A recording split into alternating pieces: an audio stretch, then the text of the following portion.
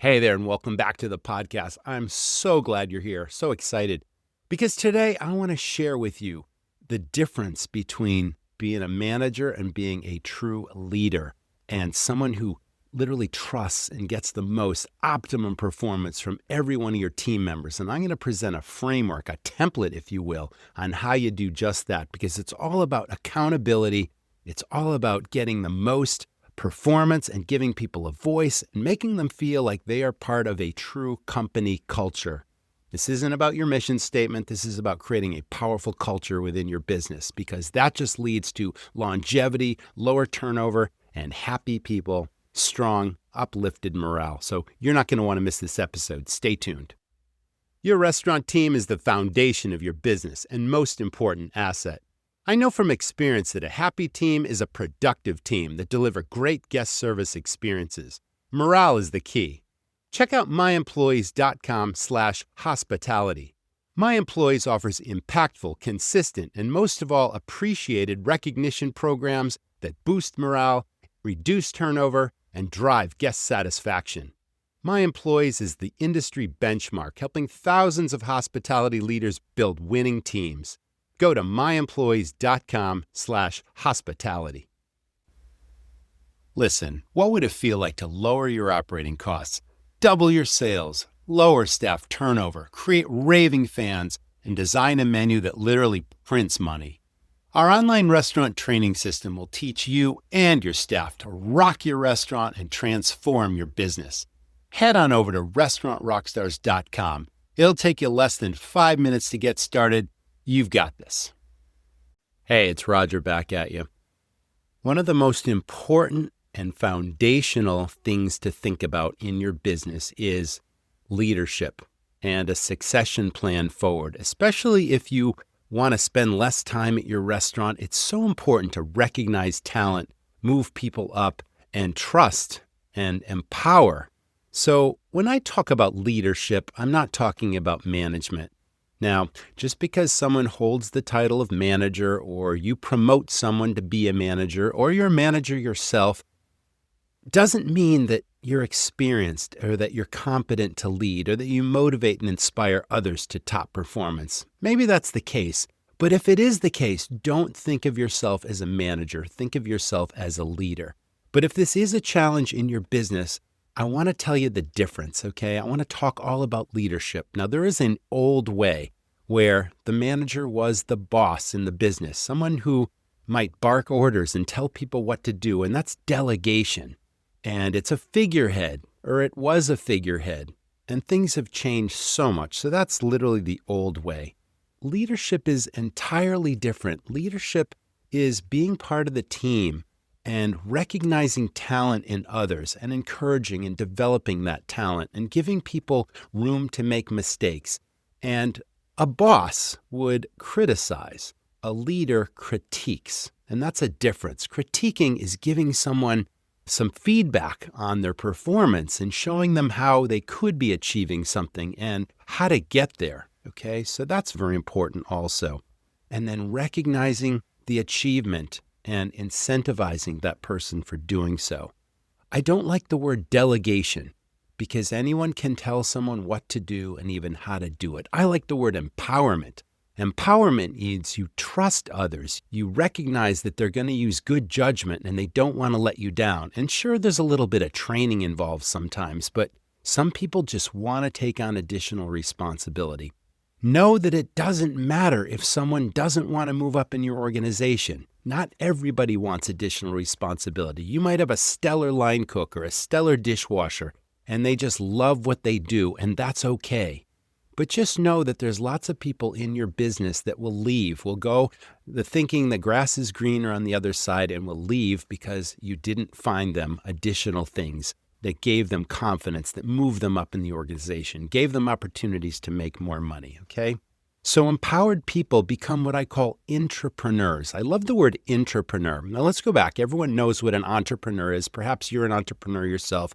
You took a big risk to start a business in the hope and faith that you would make a profit. That's an entrepreneur.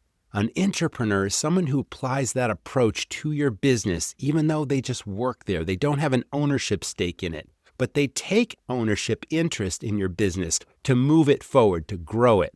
And when you find people like that, you need to reward them and incentivize them and bonus them on that responsibility if it grows your business. Now, in my restaurants, I had lots of intrapreneurs, and I called everyone a leader. I had a kitchen leader. I had a dining room leader. I had a bar leader. They weren't managers.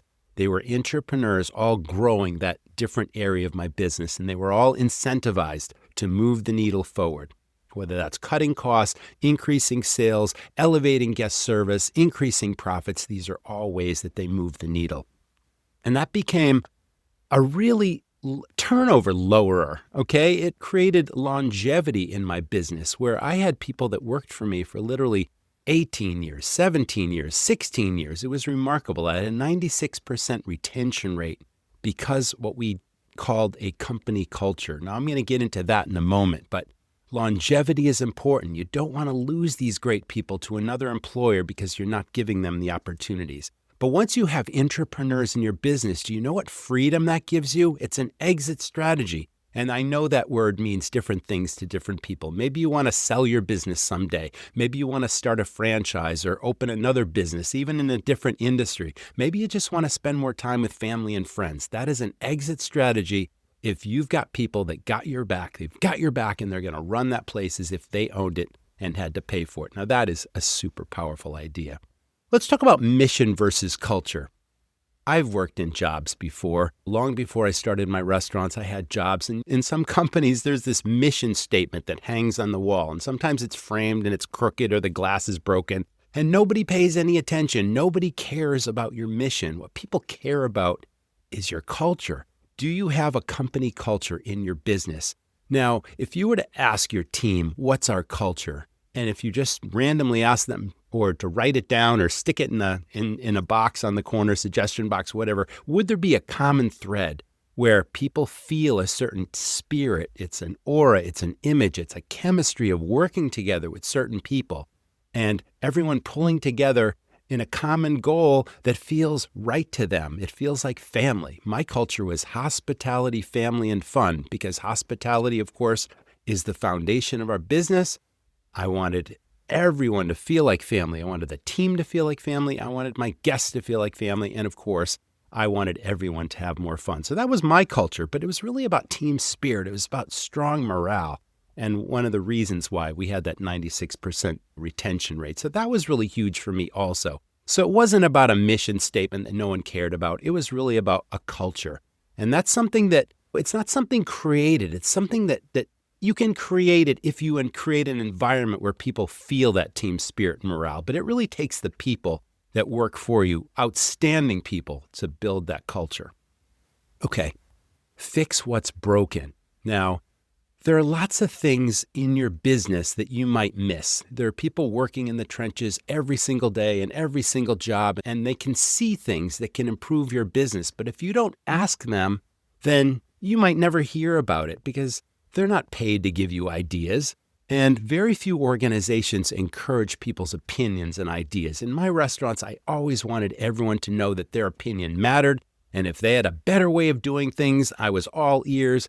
We even had a regular brainstorming session every month or every couple of months where people were encouraged to share ideas, and I would incentivize them if we could track the performance of those ideas, whether it saved money or it increased our sales, impacted the bottom line in a positive way.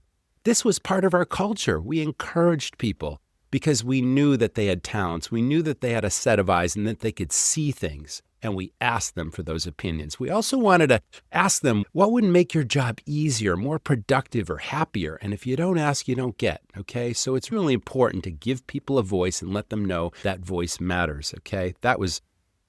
I was traveling for the last couple of years, and I continue to travel, and I speak at food shows across the country. And I came across a restaurant that had this MMDD board or box or whatever. And I'm like, what's MMDD? I didn't invent this, but I thought it was great. And MMDD stands for Made My Day Difficult. And they encouraged every team member at the end of every shift, if you've got a gripe or a complaint or something that made things not work so well, drop it in the box. You can put your name on it if you want to. We can discuss it if you want to, or just put it in like it's a suggestion. And boy, isn't that an awesome idea to really fix what's broken. So I thought that was genius. MMDD made my day difficult. All right. Accountability is vitally important to be a leader. Now, when I travel, restaurants ask me all the time, why don't my people show up on time? Why is their performance inconsistent? Sometimes they're great and sometimes I can't rely on them at all. And then I ask them, have you set clear expectations and do you have accountability? And they say, how do I do that?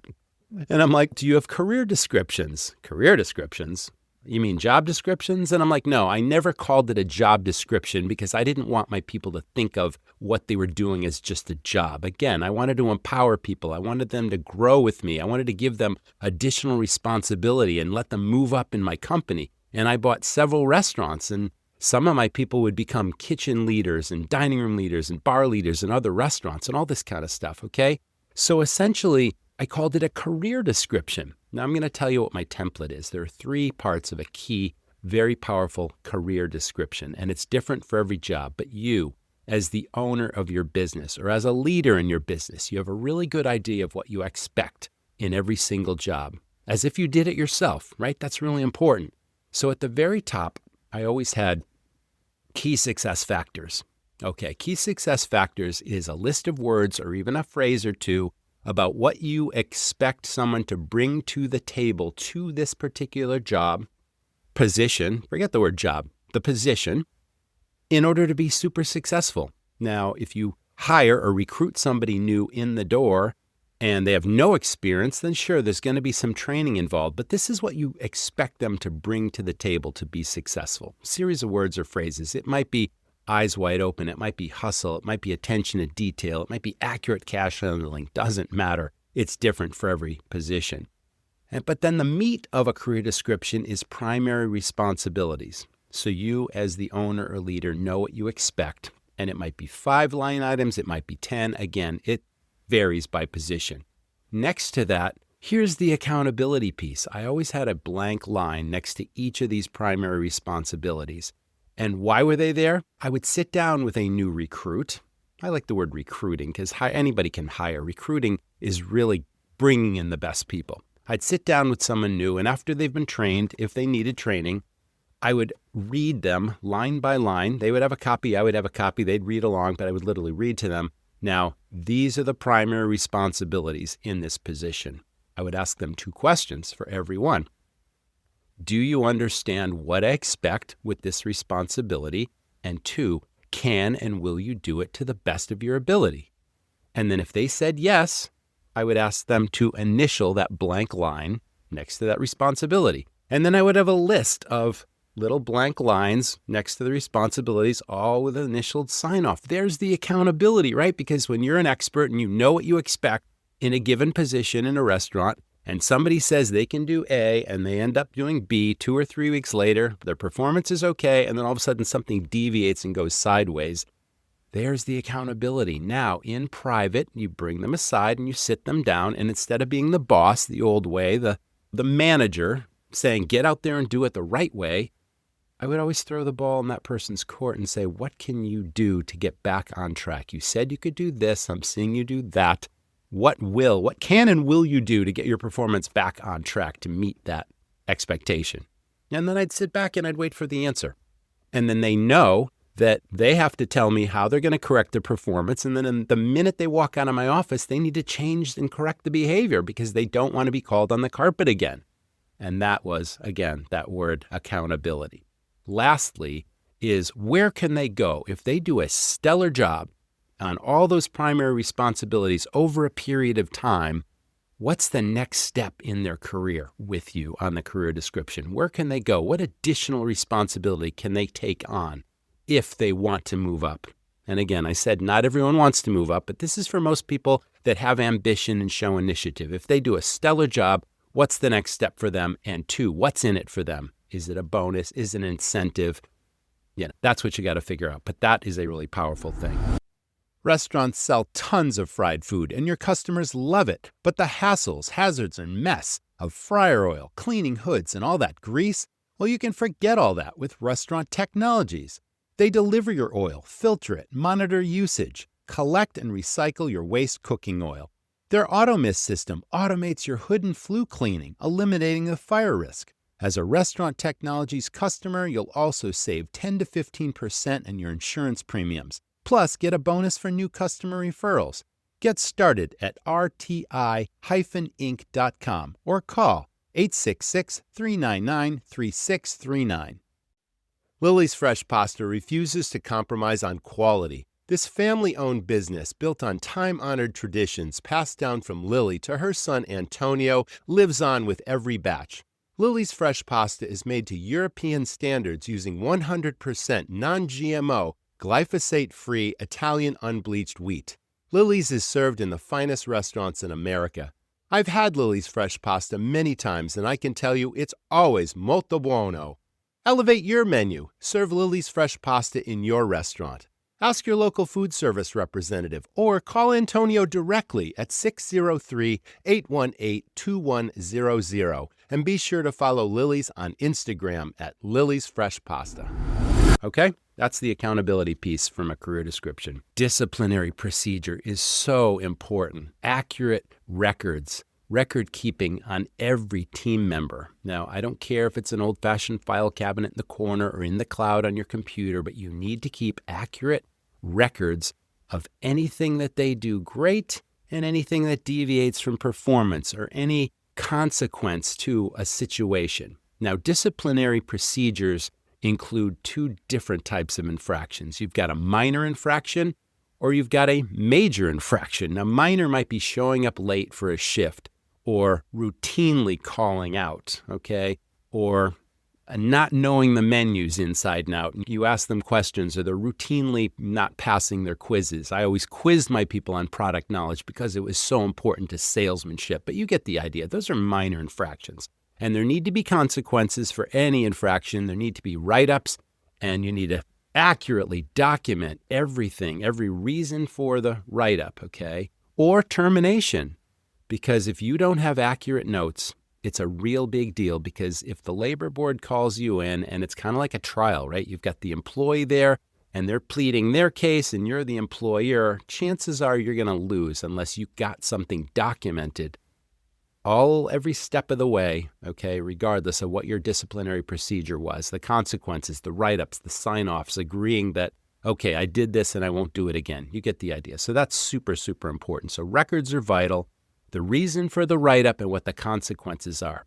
A major infraction is probably something like bullying or harassment of some kind, or drug or alcohol use on the property. These are possibly reasons for immediate termination. You have to decide. But again, the most important thing with any of this is being fair and impartial and not showing favoritism. And yes, you're going to have these great stellar A players and they're going to be recognized and rewarded, but that's fair. But you cannot be impartial and unfair to people. You need to be rock solid steady, okay, and make sure that what's good for this one is good for that one and vice versa. So that's disciplinary procedure. That's super important. There are lots of ways that somebody can move up in your organization, take on additional responsibility, and earn some type of incentive or a bonus for doing so. Maybe they could establish a takeout business for you, or increase takeout sales, or start a delivery service. Instead of the Ubers or the Grubhubs of the world that take a percentage of your money, maybe you start your own delivery service. I did for almost 20 years. I delivered. My companies delivered. All my restaurants delivered within a 3-mile radius of my restaurants. And we controlled the delivery. Okay, that was important. Maybe they start a catering side to your business, or you hire someone to bring in private parties, or you give them that authority so they can earn extra cash, a piece of the pie, as it were, if they were to bring in private events and parties during non-busy hours that don't conflict with your dining room service. If you've got a conference room, if you've got a special meeting room, you get the idea. It's a big part of a lot of people's businesses.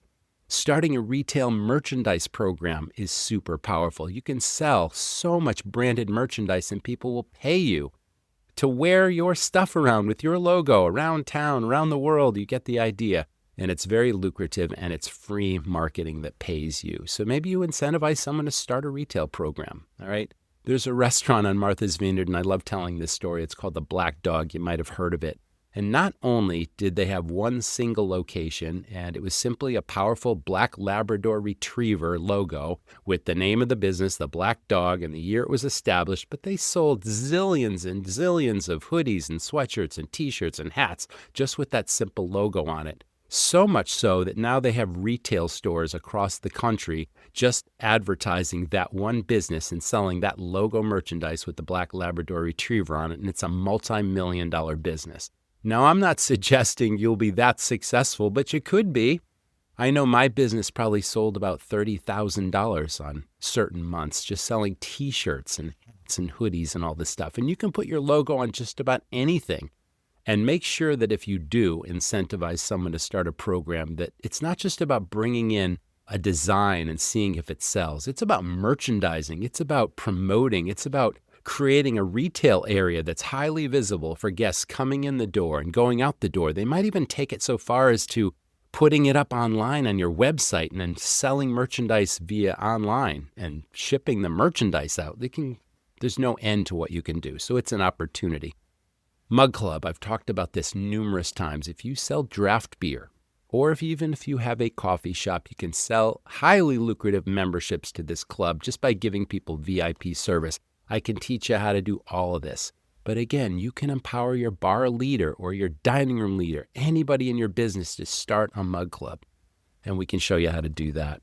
I always incentivized my leaders for keeping my costs in what I called my sweet spot. My food costs, my beverage cost, and especially my labor cost. If they could keep it rock solid all the time, and that's through efficient ordering and no waste or spoilage or theft or any of that kind of stuff, running a really tight ship, I used to incentivize my leaders to do that. So these are all just a bunch of ideas that will help you build intrapreneurs in your business. But again, it's part of your culture.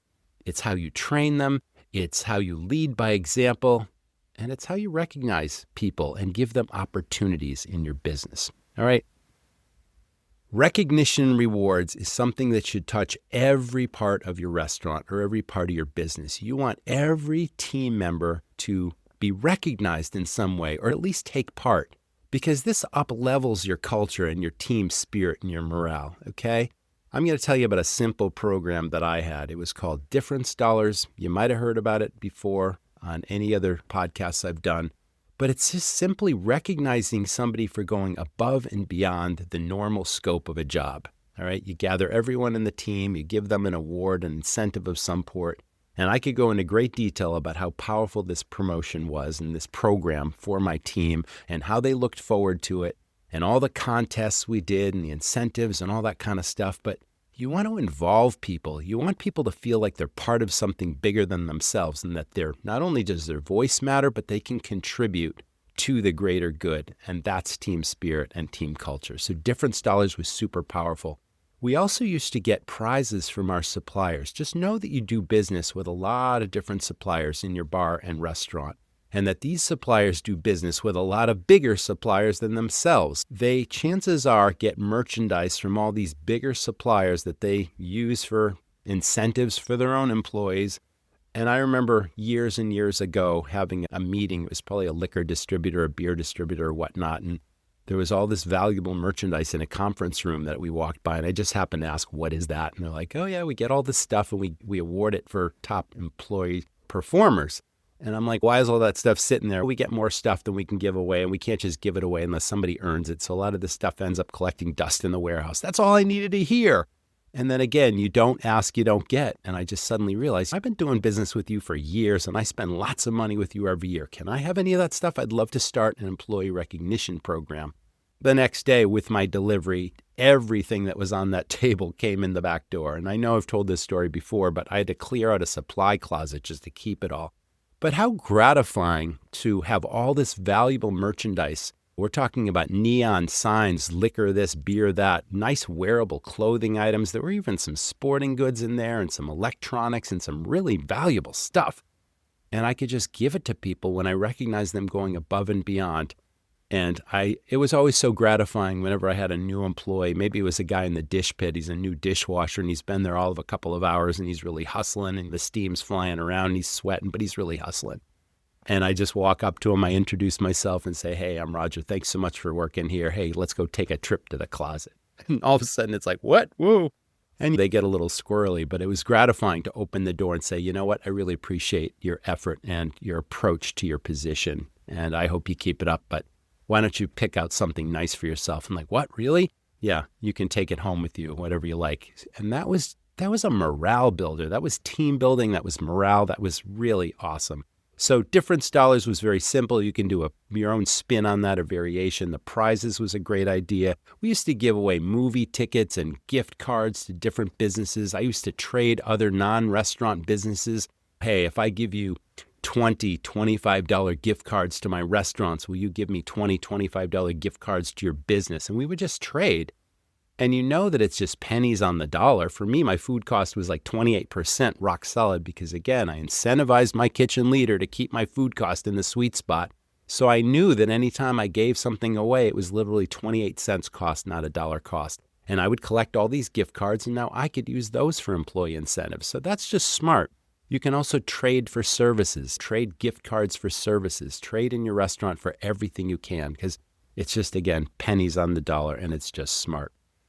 Let's go back to the career description because I believe it's really important that every 6 months, every person in your business, regardless of their position, get a performance review. Again, people want to know how they're doing. People want to know that they're contributing to the organization. And again, it increases longevity and lowers turnover. But it doesn't have to be that difficult because remember, I told you that you need to keep very accurate records. And if you do, if you have someone, whether it's you or one of your leaders, who has people below them they're in charge of, and they write up anytime something is a consequence or they did a fantastic job or they were recognized with sales difference dollars or whatever it was, just document. So now you got a folder full of information on every team member. And then you go back to the career description. And then because, again, you're the expert in every job. Did they do a stellar job on every one of those primary responsibilities? You go back and you revisit that list of primary responsibilities. And then you simply assign a grade as if they were in school from like A to C. You can even use D's if you want, if they're really doing a bad job. But hopefully with this culture we've just created, you're only going to see A's and B's. And then you grade them, and then you sit down and you go over line by line what they did well. You write up a little paragraph, a couple of sentences for each responsibility on what you've noticed and what they've done really well. And then if there are areas for improvement, of course, you got to let them know. But overall, if they get a really great, if they excel at those primary responsibilities, where are they going to go next? Hopefully you've kept this in mind. And this is about recognizing talent with your people and showing them, if you do a great job, here's where this can lead to. And then finally, what's the incentive? What's in it for that person for taking that on?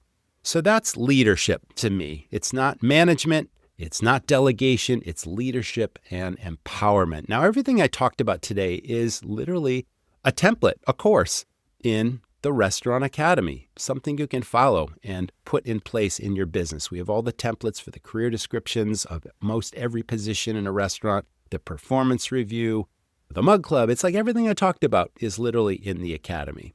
And it's right there waiting for you at restaurantrockstars.com. Thanks for listening. Can't wait to see you in the next episode. Thank you to our sponsors this week. And thanks to our audience. We appreciate it. If you like what you're hearing, please leave us a review on any of your favorite podcast players. It will help other restaurant leaders and owners and hospitality professionals find us because we're all about helping improve your business. Thank you so much for listening, and I'll see you next time. Thanks for listening to the Restaurant Rockstars podcast. For lots of great resources, head over to restaurantrockstars.com. See you next time.